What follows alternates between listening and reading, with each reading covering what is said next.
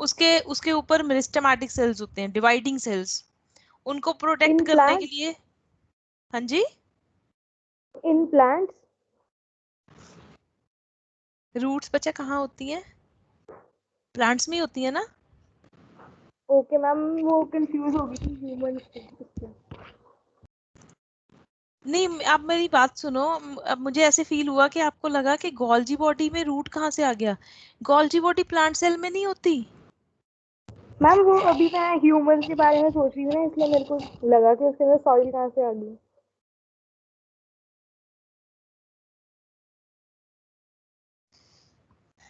Botany की class है, ज्यादातर चीजें प्लांट से रिलेटेड होती हैं, तो यस ह्यूमन मैम। के लिए कैसे सोच रहे थे आप?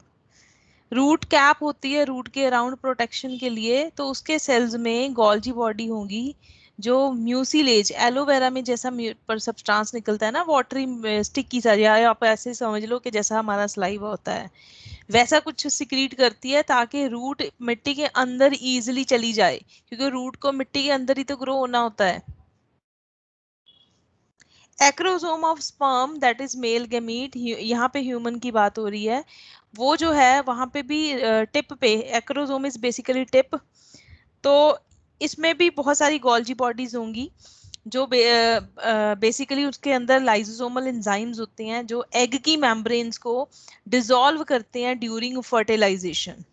तो acrosome of sperm is modified Golgi operators, क्योंकि आपको मैंने कहा था एनिमल्स में क्या होता है, गोल्जी ऑपरेटर्स, और प्लांट्स में Golgi bodies. Golgi bodies. Golgi also known body. As, Dictyosomes. Very good, is modified Golgi apparatus. Next function plasma membrane की फॉर्मेशन में भी हेल्प करेगी ये, क्योंकि ग्लाइकोप्रोटीन ग्लाइकोलिपिड गोल्जी बॉडी बना रहा है और वो होते हैं प्लाज्मा मेम्ब्रेन में। फॉर्मेशन ऑफ प्लाज्मा मेम्ब्रेन कब बनेगी? जब एक से दो सेल बनते हैं, जिसको कहते हैं साइटोकाइनेसिस, साइटोप्लाज्म का डिवीजन, ताकि एक से दो सेल बन जाए। आप इसमें लिख सकते हैं उसका मतलब division of cytoplasm.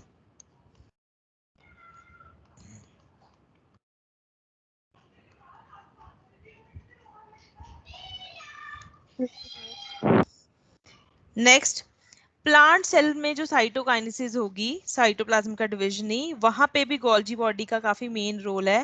Plant cell cytokinesis occurs with help of Golgi bodies, ये आपको नेक्स्ट चैप्टर में बेटर क्लियर होगा, with help of Golgi bodies, क्योंकि ये जो इसका प्रोसेस है वो नेक्स्ट क्लास में नेक्स्ट चैप्टर में पढ़ना है।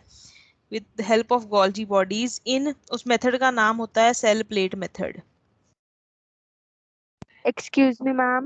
हाँ जी, मैम एक बारी एक्रोसोम वाला पॉइंट दोबारा से बता दो tip please. Of sperm,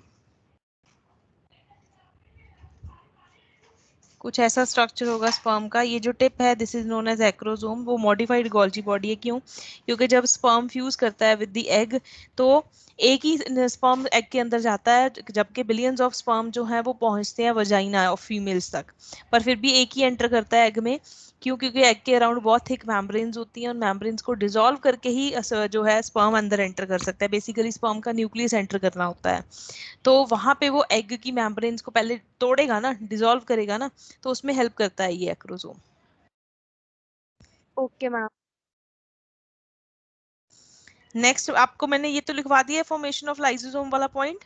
yes ma'am, ये लिख लिया। Yes, ma'am. बस इतने पॉइंट्स बहुत हैं फिर। मैम सेल प्लेट मेथड हम अगले चैप्टर में ब्रीफली हाँ पढ़ेंगे। जी, हाँ जी।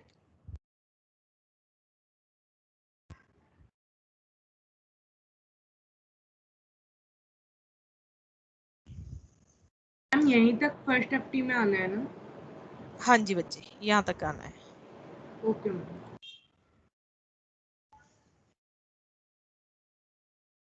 Done ma'am. डन। इसके बाद है नेक्स्ट Done, ऑर्गेनेली कौन ma'am. सी? लाइसोसोम, जो कहाँ से अराइज हो रहे हैं, from the Produce Golgi operators trans face during the of packaging. Golgi body. Golgi body. तो लिखो थर्ड ऑर्गेनेली लाइसोसोम्स। ये कैसी स्ट्रक्चर है? Spherical sac like structures,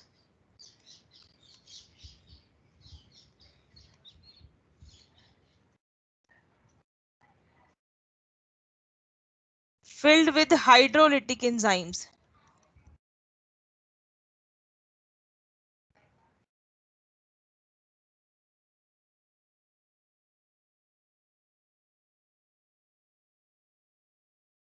Mainly found in animal cells.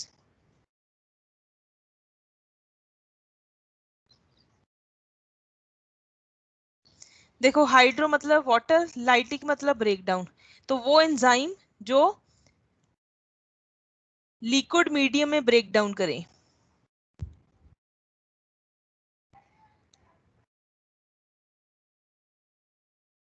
ये जो टर्म है लाइसोसोम, ये दी थी क्रिश्चियन डी डुवे ने।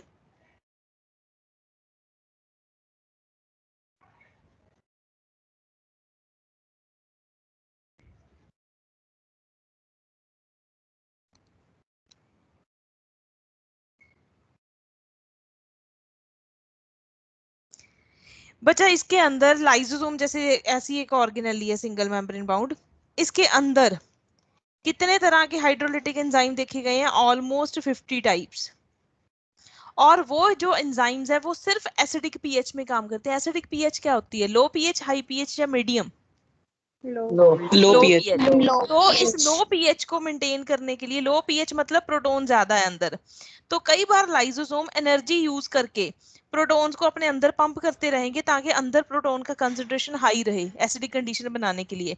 अब अगर प्रोटीन हाई टू लो जा रहे हैं तो वो क्या हुआ? Against concentration gradient, along? हाँ, मैम अगेन। आप नीचे से ऊपर जा रहे हो। Against concentration gradient. वैसे मैंने पंप वर्ड पहले यूज कर दिया था, जो लोग रिवीजन करके बैठते हो उनको याद होगा, बाकी तो बस ऐसी बैठ जाते हो कि क्लास लगानी है। पंप वही प्रोटीन होते हैं जो एनर्जी यूज करके काम करे, और मैंने पहले वर्ड यूज किया था पंप। तो यहाँ पे एक्टिवली वो ट्रांसपोर्ट करते हैं प्रोटॉन्स को लाइसोसोम्स के अंदर to maintain acidic pH so that enzymes can work efficiently. इसीलिए इन एंजाइम्स को एसिड हाइड्रोलेजेस भी बोलते हैं। एसिड क्योंकि एसिडिक पीएच में काम कर रहे हैं, हाइड्रो मैंने वही कहा पानी की प्रेजेंस में हाइड्रोलेजेस, एज वर्ड जो है वो एंजाइम के लिए यूज होता है। लेजेस यहाँ पे मतलब है जो ब्रेक डाउन कर रहे हैं। तो लिखोगे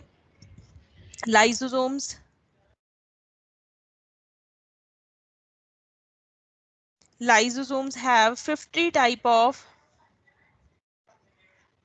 hydrolytic enzymes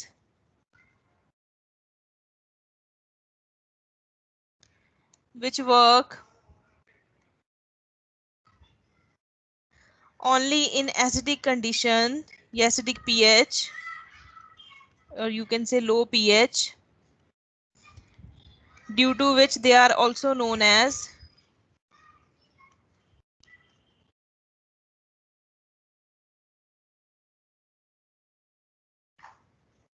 acid hydrolases.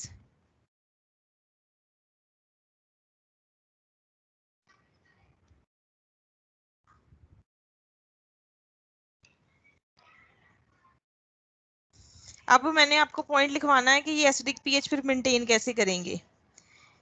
They maintain acidic pH inside by active pumping of protons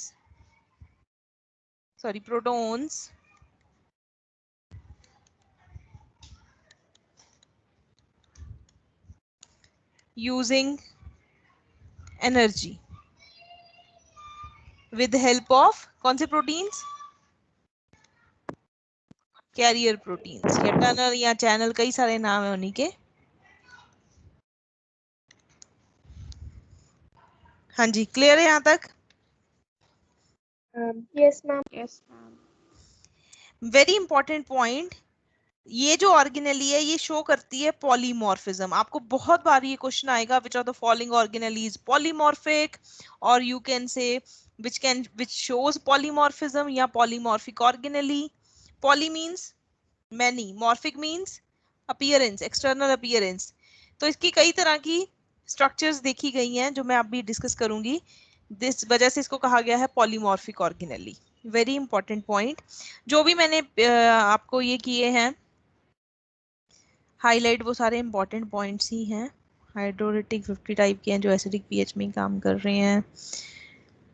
ये वाला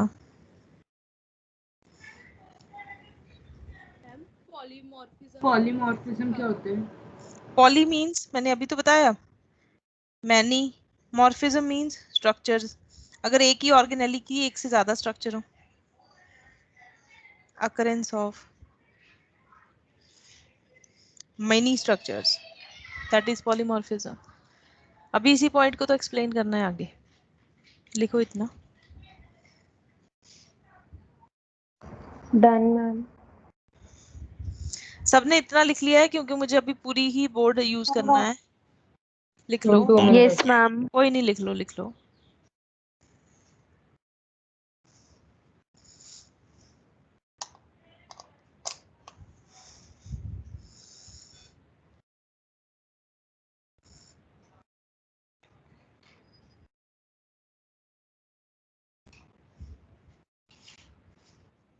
I'm done.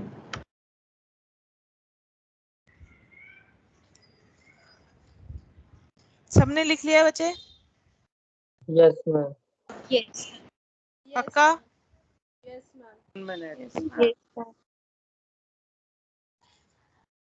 तो इसका लिखो मीनिंग अब क्या है। पॉलीमॉर्फिज्म वो कैसे शो कर रहे हैं। देखो, जो सबसे पहले लाइसोसोम बनेंगे from the trans face of Golgi body, उनको कहते हैं प्राइमरी लाइसोसोम्स। जो न्यूली फॉर्म्ड लाइसोसोम्स होंगे, प्राइमरी के लिए हम सिंबल यूज कर सकते हैं 1 डिग्री। ये क्या होंगे? न्यूली फॉर्म्ड लाइसोसोम्स, जिनमें अभी एंजाइम इनएक्टिव होंगे।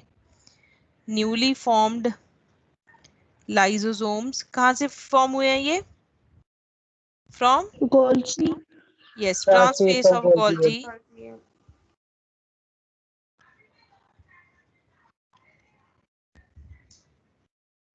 From transface of Golgi body containing inactive enzymes।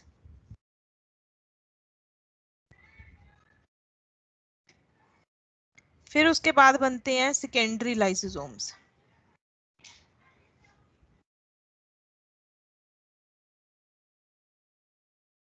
Secondary lysosomes बच्चा क्या होते हैं? जो प्राइमरी लाइसोसोम्स बने हैं, आपको याद है मैंने आपको एंडोसाइटोसिस में कहा था कि प्राइमरी लाइसोसोम फ्यूज होते हैं फूड वैक्यूल के साथ उसकी डाइजेशन के लिए। Yes ma'am. तो Yes, ma'am. जब प्राइमरी लाइसोसोम फूड वैक्यूल से फ्यूज हो जाएगा, जिसको मैंने आपको लिखवाया था फैगोसिटिक या pinocytic vesicle, that is basically secondary lysosome.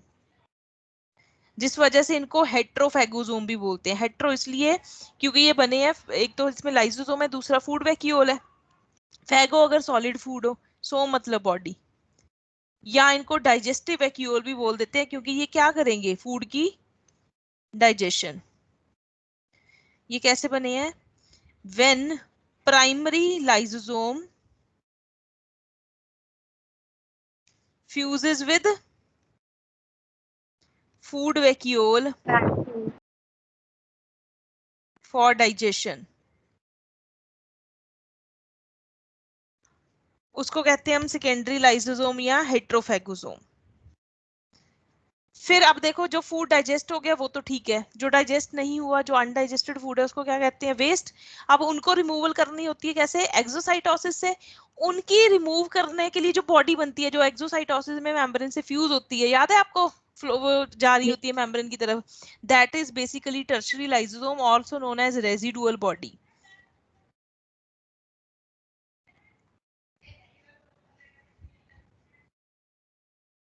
Three degree मतलब टर्शरी। तो इसमें लिखोगे अनडाइजेस्टेड फूड मैटर या waste containing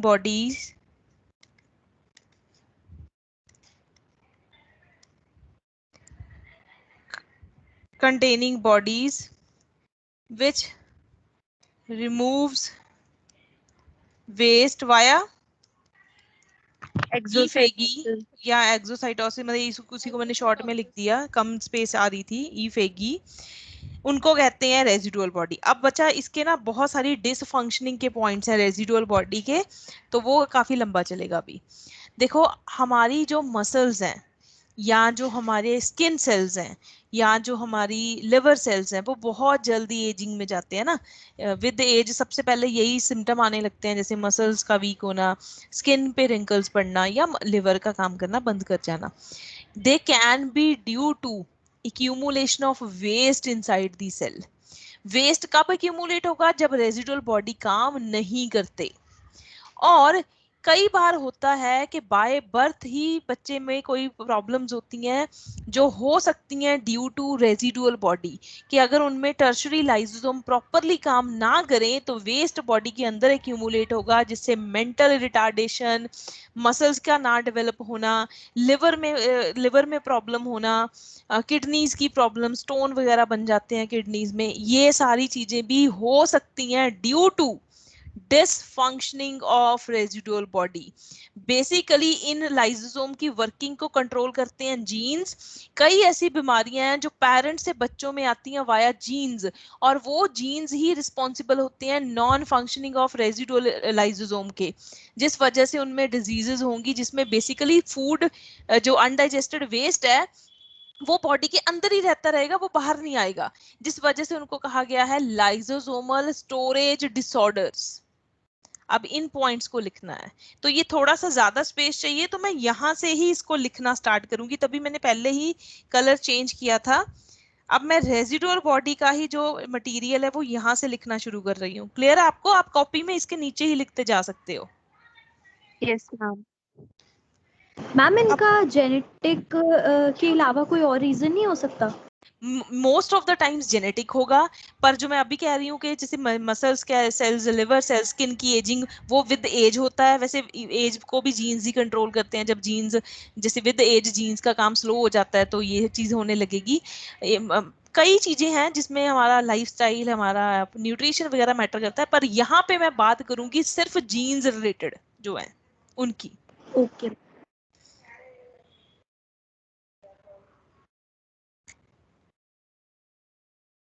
In certain cells, residual bodies do not discharge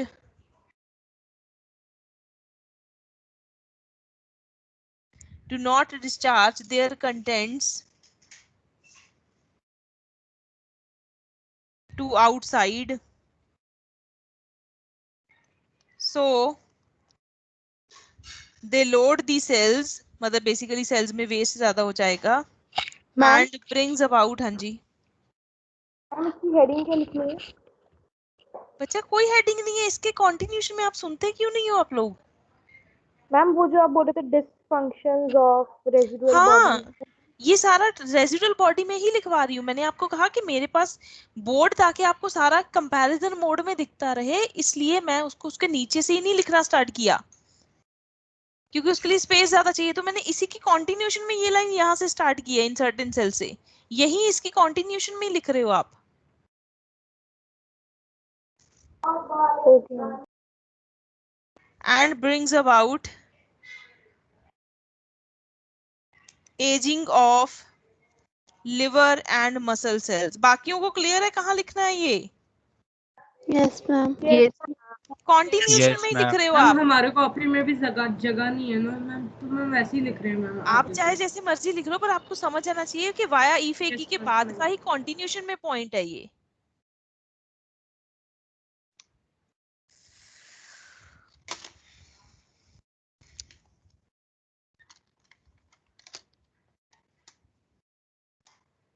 ma'am primary and secondary में और कुछ नहीं लिखाना ना? नहीं लिखना और कुछ भी इसमें नहीं ओके है। मैम।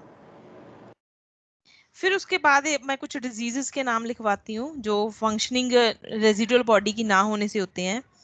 पॉलीनेफ्राइटिस किडनी की डिजीज है। नेफ्रॉन किसका यूनिट होता है? किडनी का ही होता है ना। तो पॉलीनेफ्राइटिस किडनी की डिजीज है। मे अकर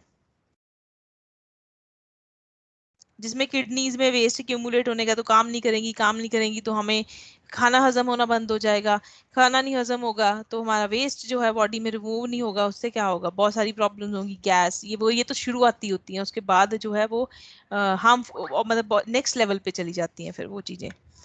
मे अकर ड्यू टू डिसफंक्शनिंग, चलो इसको बिल्कुल उसमें लिखवाती हूँ इजी लैंग्वेज में, ड्यू टू एब्सेंस लिख लो, एब्सेंस ऑफ ई फेगी। तो वेस्ट बेसिकली कहाँ एक्यूमुलेट हो गया, अगर ई फेगी नहीं हो रही किडनी में, किडनीज में हो गया, तो उससे पॉलीनेफ्राइटिस हो रही है। ड्यू टू एब्सेंस ऑफ ई फेगी फ्रॉम, किससे होनी है ई फेगी, रेजिडुअल सेल, देखो यहाँ पे भी पूरा नहीं आएगा अभी, फ्रॉम रेजिडुअल बॉडीज। चलो यहाँ तक लिख लो पहले। अब कुछ जेनेटिक डिजीजेस हैं जो इसी से लिंक्ड है, मैं इधर लिख देती हूँ पर बाद में उसको रिमूव कर दूंगी, क्योंकि यहाँ पे अभी चौथे टाइप के लाइसोसोम लिखने हैं, 4 तरह के होते हैं। पॉलीमॉर्फिज्म में आपको मैंने 4 स्ट्रक्चर्स बतानी है इसकी। मैम हाँ जी मैम ये लास्ट लाइन की स्टार्टिंग में पॉलीनेफ्राइट्स लिखा है ना? हाँ जी, पॉलीनेफ्राइटिस।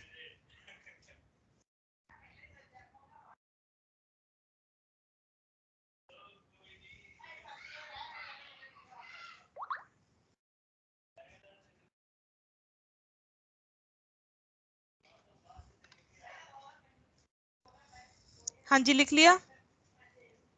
Yes, yes ma'am.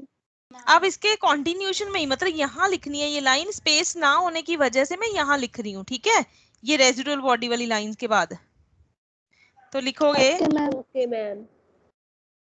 a large number of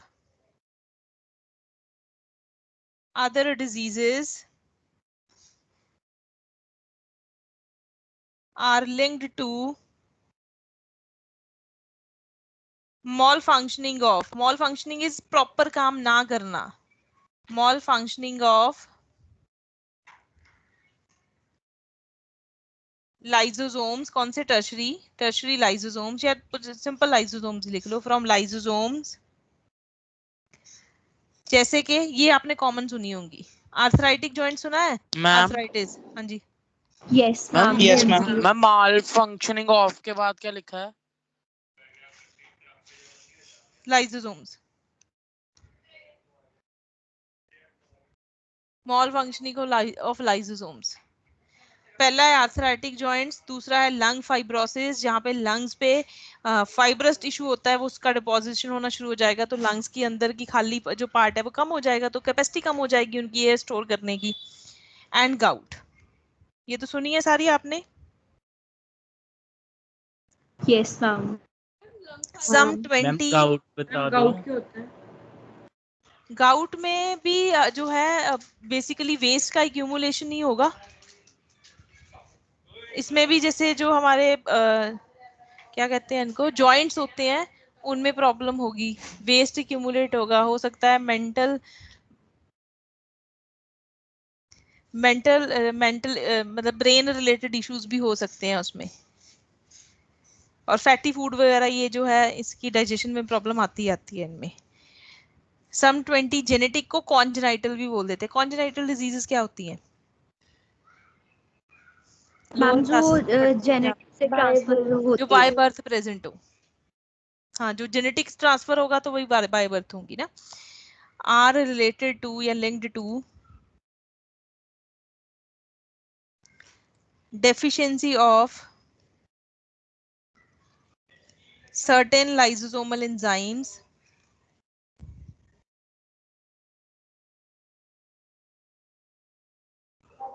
ma'am और हाँ जी मैम कॉन्जेनिटल के बाद डिजीजेस भी लिखेंगे ना? हाँ डिजीजेस भी लिखनी है। Okay ma'am. Diseases are linked to deficiency of certain lysosomal enzymes, जिनको कहते हैं called LSDs। क्या फुल फॉर्म है इसका, मैं इधर लिख रही हूँ, एक तो स्पेस की बड़ी कमी हो रही है। Lysosomal storage diseases, इसका फुल फॉर्म ये है।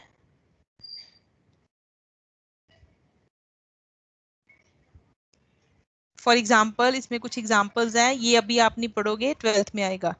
टे Sachs disease,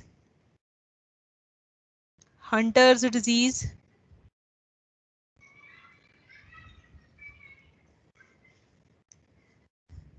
HUNTER, Hunter's disease. Gaucher लिख लो एक, गॉचर डिजीज। बस बहुत है 3। बस इतना है टर्शरी लाइसोसोम में। ये कंप्लीट करो। Ma'am down syndrome is also a genetic disease. Genetic है पर वो लाइसोसोमल स्टोरेज नहीं है। टी सेक्स डिजीज के बाद क्या है?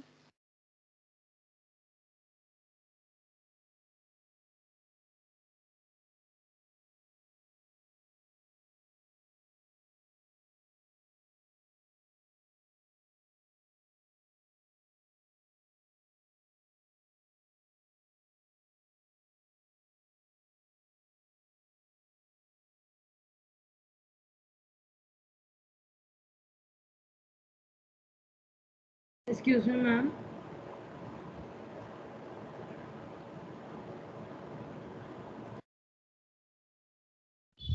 हाँ जी। मैम आपके पास मैम जो स्क्रॉल वाला मैम बोर्ड नहीं है जिसमें हम स्क्रॉल करके लिखते हैं? है yes ma'am, one note use कर लिया करो। है मेरे पास ओपन बोर्ड, मैंने ऐसे नहीं खोला।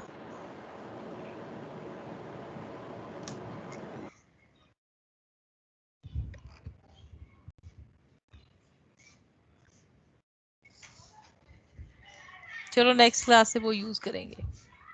Okay ma'am. Okay ma'am.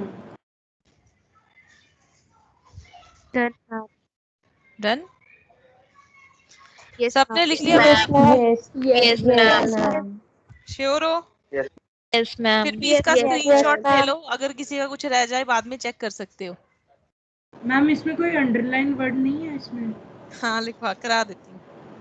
देखो एक तो पॉलीनेफ्राइटिस, ये डिजीजेस के नाम ये आ जाते हैं कई बार। इसमें से वैसे डिजीज का कभी आया नहीं है एग्जाम्पल के उस पे, मतलब मोस्ट प्रोबेबली बता रही हूँ, पर ये वाला आ जाता है कि कितनी जेनेटिक डिसऑर्डर्स हैं और इनको क्या कहते हैं, LSDs। इसमें बस सिंपल हेट्रोफाइगोसोम क्या है, इसमें इनएक्टिव एंजाइम्स होते हैं। कहाँ लिखा है, ये रहा।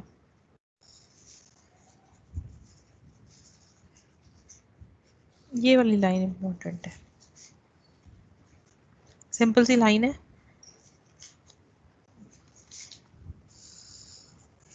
कर लो।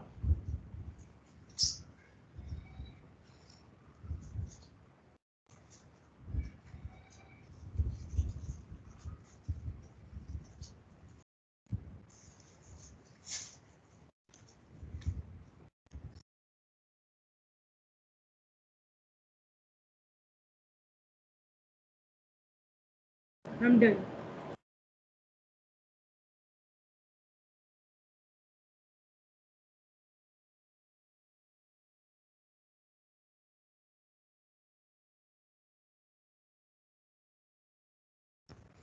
हाँ जी done. Yes, Yes. ma'am. Yes ma'am. Yes ma'am.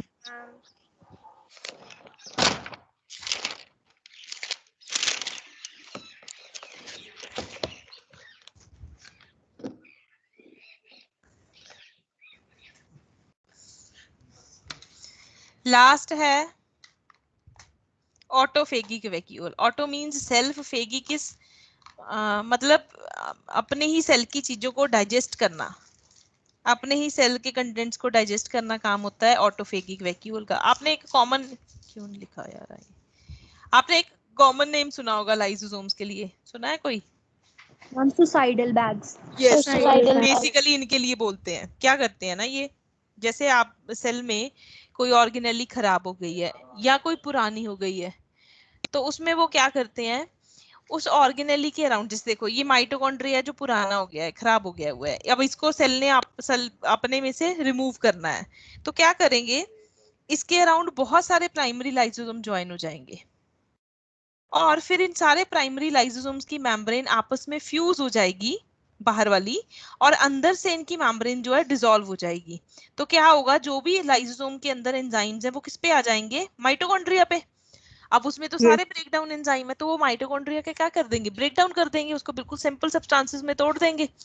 अब उनमें से जो तो वेस्ट होगा उसको ये रेजिडुअल बॉडी रिमूव कर देगी, और जो यूजफुल मटेरियल्स होंगे वो सेल अपने अंदर रख लेगा किसी और चीजों में यूज करने के लिए।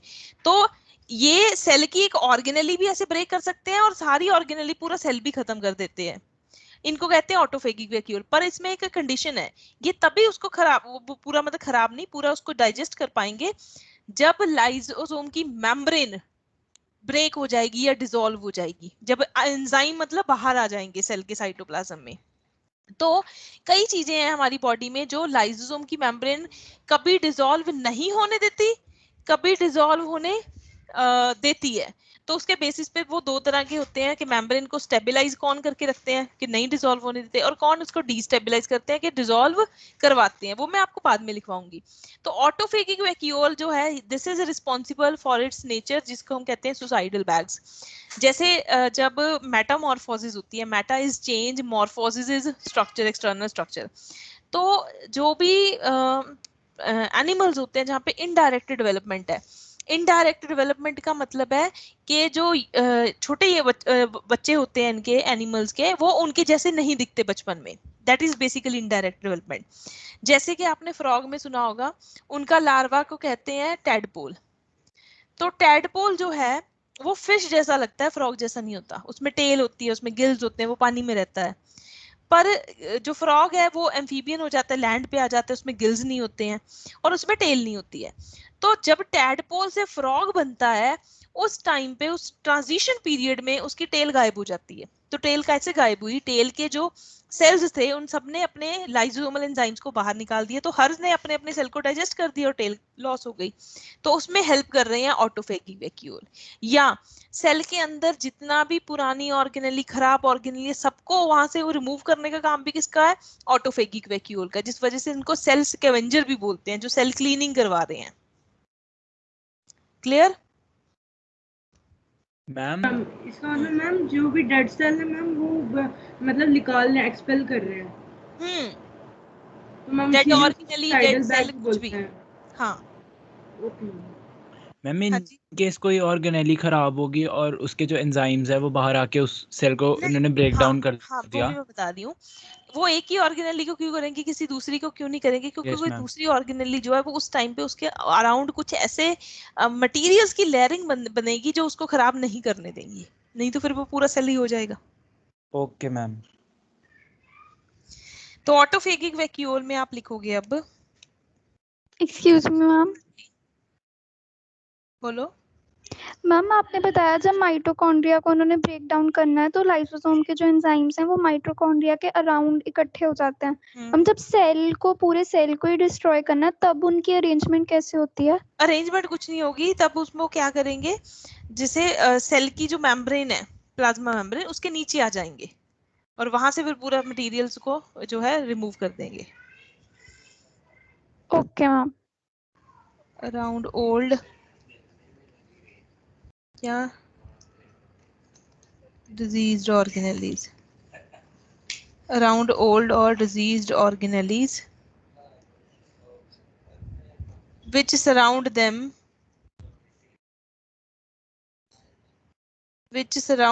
with vacuolar membrane। vacuolar membrane उसी वे में कह रहे हैं कि जो इतनी बड़ी स्ट्रक्चर बन गई, vacuolar membrane which surround them with vacuolar membrane and digest them by autolysis। auto means self, lysis is breakdown।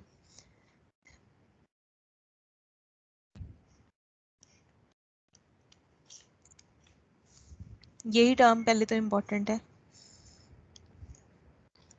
फिर इसमें नेक्स्ट पॉइंट लिखोगे, autolysis is basically auto digestion, self digestion, auto digestion. फिर इसमें लिखोगे also known as suicidal bags, also known as suicidal bags, also known as suicidal bags.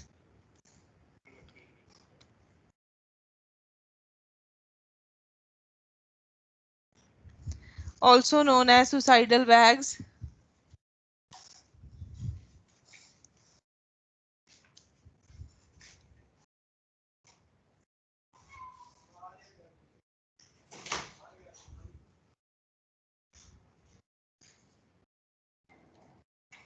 also known as suicidal bags. Next point, very important, disappearance of, क्या spelling लिखे मैंने, disappearance of tail of tadpole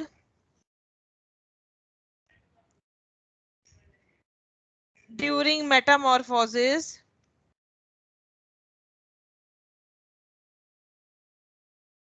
is due to autolysis. इसमें एक enzyme जो mainly involve होगा। अच्छा, एक और चीज बचे जो आपने क्वेश्चन पूछा था ना कि बाकियों को क्यों नहीं डाइजेस्ट करते। अब मैंने कहा इसमें 50 तरह के एंजाइम्स हैं, तो वो एंजाइम स्पेसिफिक भी तो होगी ना, जो चीज उन्होंने करनी होगी डिसॉल्व। जैसे इसमें होता है due to autolysis with help of enzyme cathepsin.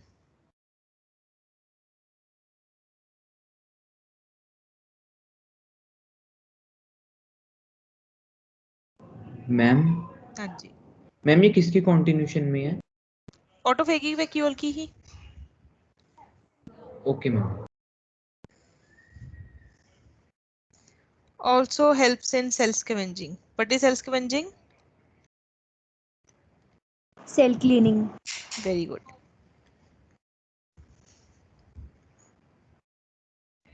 करो ये complete.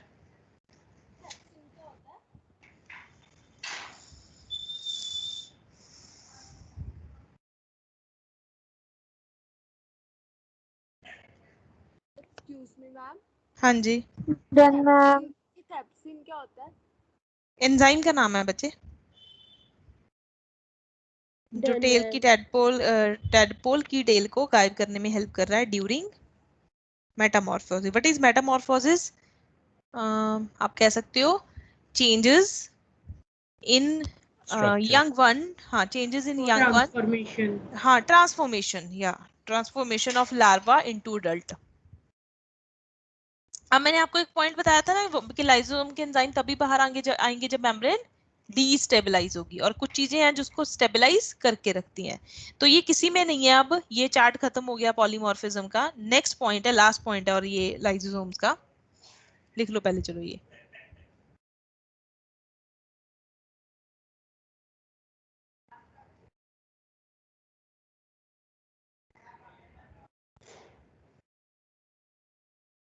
आप इसको ना ऐसे फ्लो चार्ट की फॉर्म में लिख लेते हैं। लाइसोसोमल मेम्ब्रेन, एक साइड लिखेंगे डी स्टेबलाइजर्स,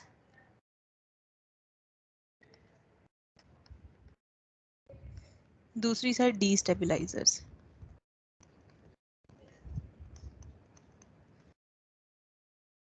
और लेबिलाइजर भी बोल देते हैं। स्टेबलाइजर में आते हैं cortisone, cortisol, cholesterol, क्लोरोक्विनोन।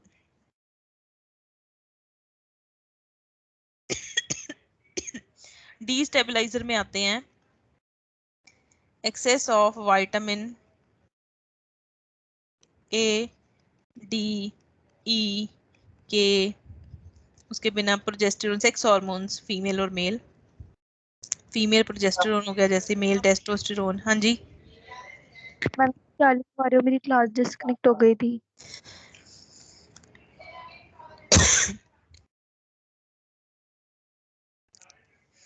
UV rays, बाकी सारे कार्सिनोजेनिक्स जो कैंसर कॉजिंग एजेंट्स होते हैं वो।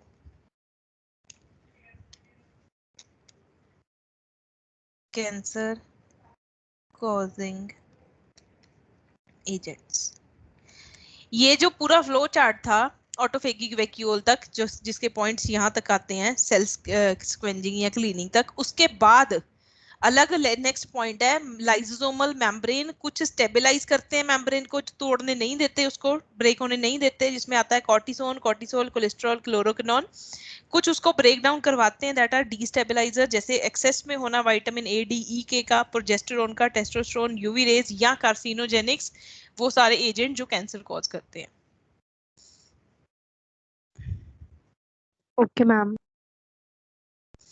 मैम ये स्टेबलाइजर सारे मेम्ब्रेन्स है ना? नहीं नहीं, ये सारे केमिकल्स हैं। नहीं मैम, स्टेबलाइजर। हाँ। Okay okay.